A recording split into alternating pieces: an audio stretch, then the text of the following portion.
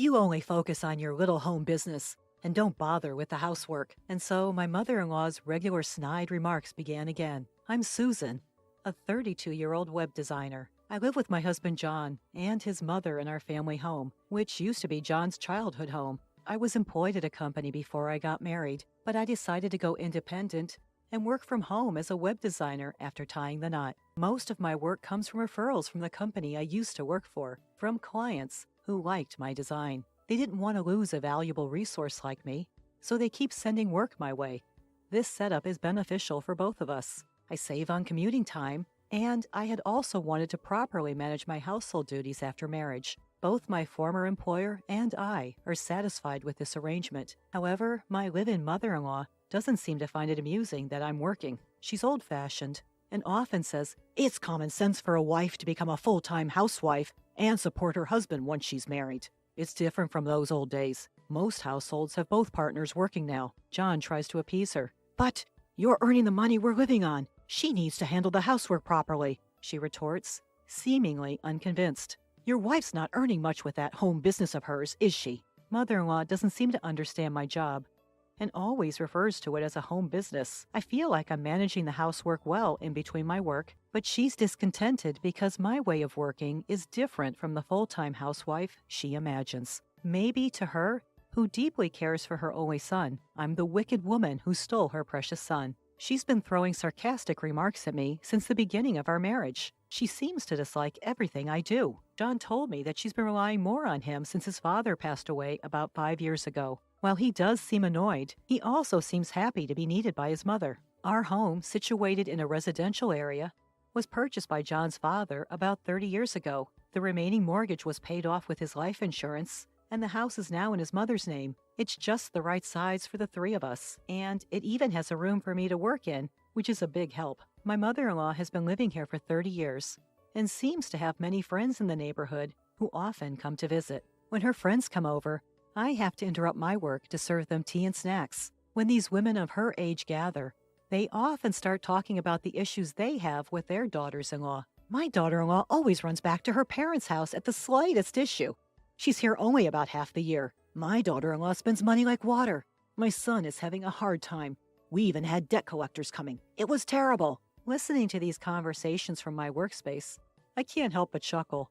They're all trying to outdo each other on how bad their daughters-in-law are. They never have anything good to say about them. The daughter-in-law here is amazing, managing both her work and the housework. When one friend praises me, my mother-in-law doesn't seem pleased. She's not doing anything great with her work.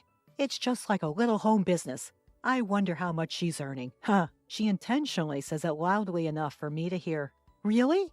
My daughter-in-law spends all the money she makes from her part-time job on herself, one friend shared. In response, another friend said, "The money my wife earns is hers, and the money her husband earns is for all of us." Everyone burst into laughter at this. "Things weren't like that in our day," my mother-in-law began, launching into one of her usual tales. I put on my headphones to drown her out. I've heard these stories countless times and am tired of them. Even worse, they often disrespect modern wives, and I can't bear to listen. I block out the outside noise and focus on my work. One day, John announced he wanted to get a new car.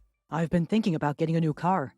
Is that okay?" he asked casually during dinner. "Why do you need your wife's permission to buy a car?" my mother-in-law snapped. John hurriedly tried to placate her. "Well, it's a car for all of us. I can't just decide on my own, can I?" Indeed, buying a car is a big decision that shouldn't be made alone. Still, my mother-in-law wasn't satisfied and continued to argue with him. "You're the only one with a driver's license, so you should buy whatever car you want." My poor husband, who usually does whatever his mother tells him to, looked at me helplessly. "You can decide," I said, throwing him a lifeline. "Don't constantly ask your wife's opinion. Just decide for yourself." John always checks with me or his mother about everything. It's good that he's not selfish, but it's a bit frustrating how indecisive he is. His father, my father-in-law, was the type of man who decided everything on his own, and my mother-in-law often complained about it. Growing up witnessing such dynamics, John believes it's wrong to be too assertive. On the other hand, my mother-in-law, who grew up with a domineering husband, believes that's how a husband should be. My mother-in-law's dissatisfaction with John's constant need for approval is directed at me.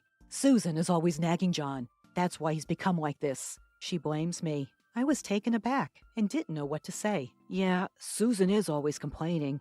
That's why I can't make decisions on my own. John joined in, blaming me. But I didn't say anything. I defended myself, but it was pointless. John always takes his mother's side. We've been married for about 2 years, but he's never defended me in front of his mother. When she's not around, he apologizes, saying, "I'm sorry, you're really the most important to me." But I can't trust him anymore. He initially seemed considerate of me, but he never stands up for me. I'm starting to wonder if I need to reconsider our relationship. I'm worried about whether I can continue living with John. Kindness and indecisiveness are different things. I wish he would stand up to his mother. About a month later, John's new car arrived. "The smell of a new car is the best. Let's all go for a drive on my next day off," he said gleefully. His excitement was infectious, and even my mother-in-law seemed happy. "That's a nice car. It must have been expensive, right?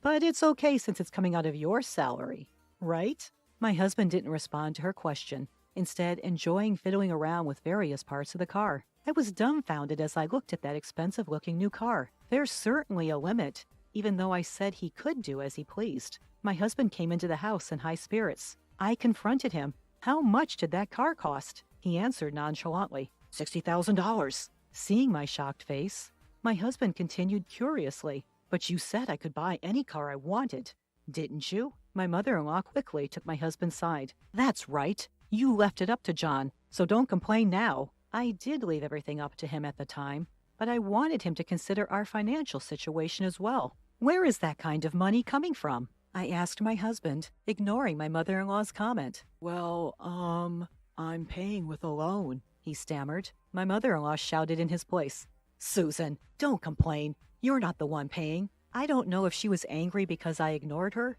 or because she didn't like what I said to my husband, but she glared at me with a fierce expression. "You're a disagreeable daughter-in-law, always complaining about something, even though you're living off John's salary," my mother-in-law retorted with an unusually harsh tone. "I have a job, too," I shot back.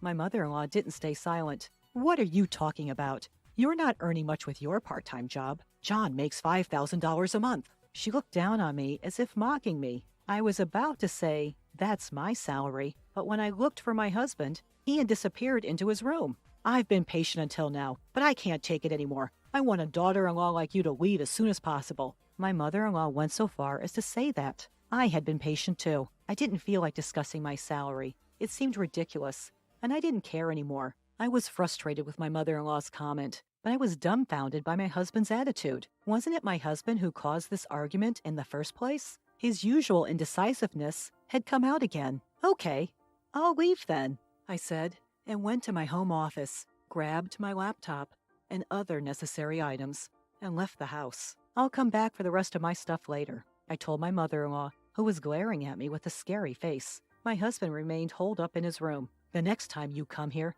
make sure you've signed the divorce papers." My still angry mother-in-law yelled at me. "Did you hear me, you useless lady?" It was the first time I had seen my mother-in-law use such rough language, and I was surprised. I ignored her and stormed out of my in-law's house. Was she angry because I said I would leave as she asked? Or was she angry because I confronted my husband about the money? Either way, it was a fact that I wanted to leave this house as soon as possible. Having stormed out of my husband's parents' house, I went back to my parents' house for the time being. "What happened all of a sudden?" My mother at home was surprised. "I don't know what happened, but you can stay here as long as you need to." My dad seemed to understand the situation by my unusual expression. I never heard from my husband afterwards. The man who used to treasure me before our marriage is no longer around. I can only think that I was foolish not to see a husband who only listens to his mother-in-law. I was feeling better after talking to my parents about what happened at my husband's house. It calmed me down. "You don't have children. It's better to divorce sooner rather than later," my mom told me, and I agreed. I have a job, so I wouldn't be inconvenienced in my life. On the weekend, my father helped me move my belongings out of my husband's house. My husband was nowhere to be seen, and my mother-in-law didn't appear from her room. I called out in front of my husband's room. "Thank you for everything. Could you sign the divorce papers?" I slid the divorce papers under the door. "I've signed. Is this okay?" A curt voice of my husband came from behind the door along with the divorce papers. I was sad that our marriage ended in such a way. Without saying anything to my mother-in-law, I left my husband's house. It was a house where I had lived for about 2 years, but I didn't have many good memories. I went straight to the city hall and submitted the divorce papers. I wanted to settle it quickly if it could be done with a piece of paper. After the divorce, I stayed at my parents' house and continued my work there. I was thinking of renting a room and living alone, but my mother told me, "Please, stay here for a while. It's much safer than living alone." My father was also against me living alone. "John and his mom are strange. They might come to your house." I thought that wouldn't happen, but I felt at ease being with my parents at home. Fortunately, I can work from anywhere, so I decided to live at home for a while. About 2 months had passed, and I had almost forgotten about my ex-husband and ex-mother-in-law when a call came from an unknown number. Who could that be? Maybe it's a wrong number. Thinking that, I didn't answer the call. However, the calls kept coming. Reluctantly, I heard my ex-husband's voice. "Why didn't you answer the phone sooner?" He seemed quite flustered. "Well, it's an unknown number, and besides, we're not related anymore, so I'm going to hang up." As I was about to hang up, he quickly said, Wait. I can't connect my smartphone." "Why is that?" He sounded desperate. "I wouldn't know. You should check with your phone company." As I replied, I realized something. "Are you by any chance not depositing money into your bank account?" When we were married, I was depositing money from my salary into the account for paying public utilities. His salary was also transferred there, but it was such a small amount that it wasn't enough. He was selling health food products, but his basic salary was low because it was a commission system. People who get a lot of orders seem to make a lot of money, but he didn't do well. He was receiving almost only the basic salary, so only a few $100s was transferred to the account. I had been depositing money into the payment account at the end of every month, but for the past 3 months, it was only his salary. The argument about the car and me leaving the house was in the middle of the month. The payment for that new car might have already started. My ex-husband on the other end of the phone fell silent. "I've been managing all this with my own salary. From now on, you'll have to figure it out on your own," I told him. I wanted to say, "Serves you right," but held back and hung up the phone. My ex-husband probably never told his mother how much he earned. His mother didn't realize that ever since our marriage, we'd mostly been living off my salary. John must have been too embarrassed to admit that he earned less than his wife. I've heard that utilities like electricity and water are not easy to shut off. The first thing that gets cut off is usually the cell phone service, I learned. A few days later, on a quiet weekend morning, the doorbell at my house rang loudly. When my dad answered, he was arguing with someone at the front door. "We have nothing to do with you anymore, so leave." Seeing my normally calm father so angry, I knew something was wrong, and my mom and I headed towards the entrance. "I just want to see Susan," a voice demanded. Hearing my ex-mother-in-law's voice made my heart pound. Just as my dad had predicted, she'd come all the way to our home. When she saw me, my ex-mother-in-law started yelling at me with a terrifying expression on her face. "Because you stopped depositing money into the account, the electricity and water got cut off." My parents and I were taken aback. What did she mean the electricity and water got cut off? Just then, my ex-husband arrived, desperately trying to intervene. "Mom, stop it. This has nothing to do with Susan." But my ex-mother-in-law shook off John's hand and continued her tirade. "John makes $5,000. Why would the electricity and water get cut off?" "You're mistaken. I'm the one who makes $5,000. I corrected her, finally able to share what I hadn't been able to say before. My ex-mother-in-law looked surprised at my words, then turned to John. "That's right. It wasn't my salary. It was all Susan's," he admitted, his shoulders slumping. "Huh? How can you earn so much with a part-time job?" My ex-mother-in-law looked at me as if I was a fox who had tricked her. "I've told you before, it's not a part-time job. It's a real job," I replied. The color drained from my ex-mother-in-law's face. "How much does John make?" she asked, her voice barely a whisper. "About $500 net," he answered, his voice almost disappearing. There was a moment of silence. Then my ex-mother-in-law said something unbelievable. "Susan, can't you come back? The whole leave us thing was a joke." She begged with a low posture, reminding me of someone trying to butter me up. "What are you talking about? I'm divorced. I have nothing to do with you two anymore." Even though I firmly declined, my ex-mother-in-law continued to plead in an overly familiar way. "You can just remarry John. If we start the paperwork now, it'll be fine." My dad stepped in when I was too flabbergasted to respond. "We're done with you. If you don't leave right now, we'll call the police." At the sound of my dad's intimidating voice, my ex-husband and ex-mother-in-law hurriedly left. "If you show up again, I'm calling the cops right away." My father delivered a final warning as the mother and son wobbled away. What a bunch of uncouth people! My mother was astounded, but my father seemed even more furious. "I'm glad you got out of that marriage, Susan." A while after that incident, I got an update about the ex-family from one of John's friends.